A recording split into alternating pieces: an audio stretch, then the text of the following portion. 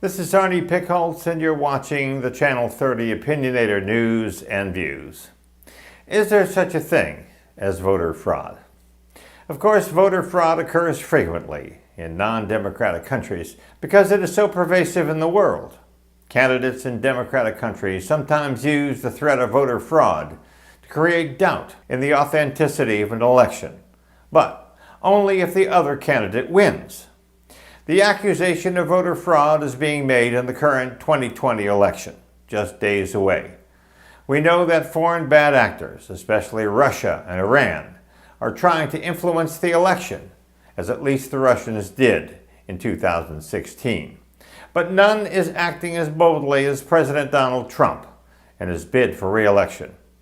We know that Trump raised the specter of voter fraud in 2016. He lost the popular vote to Hillary Clinton, but won the election in the Electoral College. Only the second time in history that has happened. The first time was in the 2000 election when George W. Bush lost the popular vote, but won the Electoral College vote. The difference between Bush and Trump, though, is that Trump blamed his loss on the popular vote or voter fraud. Shortly after his inauguration in 2017, he told a bipartisan group of senators that his narrow loss in New Hampshire was due to voter fraud. The reality is that no evidence exists to support his accusations of voter fraud. In one case, it was reported that 9 ballots from overseas service members were found in a trash pile, with 7 of them opened, revealing they were casting their votes for Trump. His people claim this as evidence of nationwide voter fraud, especially in blue Democratic majority states. However, after the 2018 election, in the largest example of voter fraud in recent history, Republican candidate Mark Harris won the North Carolina 9th Congressional District by 905 votes. But because of the ballot tampering by his people, his election victory was reversed. Trump had said nothing about that, yet it was a prime example of how difficult it is in this country to commit voter fraud because the system works. It's almost unbelievable that a narrative built from minor incidents, gross exaggeration, and outright fabrication is now at the center of the effort to re-elect the President of the United States. Trump filed his paperwork for the 2020 election the day he was inaugurated, and within weeks, he began an effort that would become central to his future campaign, forming his Presidential Advisory Commission on Election Integrity. Trump explained the commission would collect evidence of alleged widespread voter fraud that had robbed him of a popular vote win. That commission was disbanded within a year. However, documents revealed a much larger project in the works. In several meetings, the Vice President's office had discussed the creation of a gargantuan database of government-held information to search national voter rolls and find irregularities, such as list matching. That effort also failed to produce any tangible evidence of voter fraud. However, Trump's ongoing accusations of voter fraud have been the cornerstone of his election campaign. He has claimed that the only way he can lose is through sweeping voter fraud that benefits his opponent. Therefore, any outcome in which he does not win must be considered illegitimate. How can one presidential candidate delegitimize the entire electoral system that has performed successfully since the founding of our democracy? The truth is that he cannot do it by himself. With that in mind, we will be discussing 3 major voting issues where individuals or groups attempt to affect the voting process to gain benefit. Gerrymandering. Gerrymandering is the act of manipulating the boundaries of an electoral constituency so as to favor one party over another. It's a practice that has existed since the nation's first election back in 1789 and is used by both major parties, but more successfully, it seems, by the Republicans, who now control a majority of state governments in the U.S. Unfair voting practices. The tactics of voter suppression range from minor changes to making voting less convenient, to physically intimidating and even physically attacking prospective voters, which is illegal. Voter suppression can be effective if a significant number of voters are intimidated or disenfranchised. In the current election, for instance, the coronavirus discourages people from voting in person, so tens of millions are voting by mail. Texas removed all but one ballot drop box per county making it more inconvenient for voters to deliver their ballots. The U.S. Postal Service, run by a Trump donor, has begun eliminating overtime and removing automated mail sorting machines, causing delays in delivery until they backed off in a public uproar. For those who want to avoid the voter suppression tactics affecting mail and risk the dangers of voting in person, many states have reduced the number of polling places, with more than 20,000 eliminated by some counts.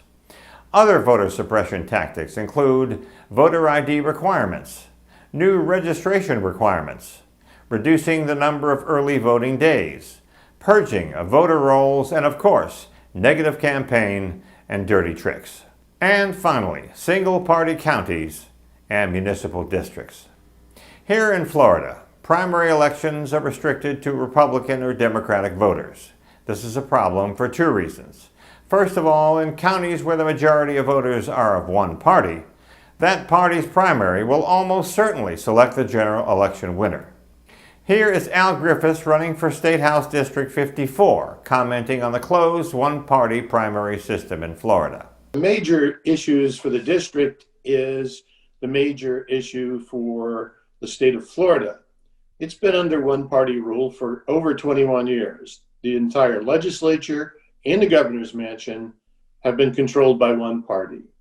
So the major issue, every ill or problem with the state of Florida can be laid at the feet of the legislature and the governor. For instance, in Indian River County, where 58,000 voters are registered Republicans and 34,000 are registered Democrats, those 34,000 have no voice in selecting which Republican candidate will run in the general election, who more than likely will become the office holder in the general election. The primary system as it stands favors and perpetuates that control, whereas an open primary could select the top two candidates for the general election. The other even larger problem is the 29,000 non-aligned registered voters in Indian River County, who have no voice in any candidate. Municipal elections, including mayors, city council members, and school board members, are typically nonpartisan. However, in reality, they are partisan because in Vero Beach, if any candidate is not a Republican, they ensure that the voting public is well aware of it before the election. The story of the Treasure Coast is as baffling as it is real.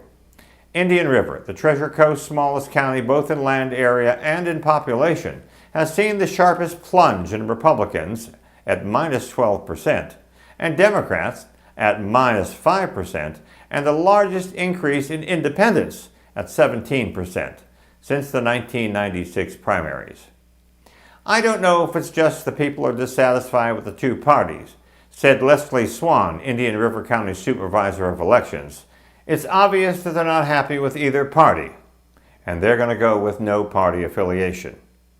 Swan has lived in the county since she was 12 and recalled it as a Democratic stronghold that turned red in the early 1980s. County records show that in 1950, 97% of registered Indian River voters were Democrats. As recently as the 1978 general election, the county overwhelmingly elected Democrats to the Florida legislature and governor's mansion, according to the Division of Elections Archives. But in 1980, Indian River helped catapult Ronald Reagan to the White House. The county has since largely favored the GOP in state and federal contests. February 18th was book closing day, the last date Floridians could register to vote or change parties in the March 17th primaries. Though Republicans maintained their grip on Indian River County ahead of the 2020 contest, the GOP no longer encompassed the majority it had held through the 2008 primaries. The trend holds statewide. Florida's registered independents have spiked 16% in the last 6 primaries as Republicans and Democrats receded from voter rolls. There is one constant in Florida: politics. Its elections will be close. Slightly more than 15 million people lived in the state in the year 2000, when Florida's votes decided the presidential election. Close to 22 million will live in the state by November, and they've come from everywhere: retirees from the Midwest, tax exiles from the Northeast, Puerto Ricans settling down in Orlando. How will all this affect what happens on November 3rd? Well, we should know in just a few more days, unless a flood of mail-in ballots delays the final verdict. Both parties have a team of attorneys in Florida poised to defend their candidates, just like the 2000 election. If it reaches the Supreme Court for a final decision, as it did then, we may have a repeat of 2000 and of 2016, when the popular vote winner did not become the elected president. With all the political wrangling at the national, state, and local levels, the question is whether the democratic process has been compromised.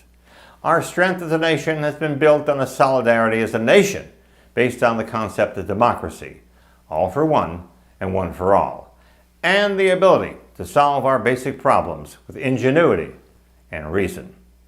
This is Arnie Pickholtz with the Channel 30 Opinionator, and thanks for watching.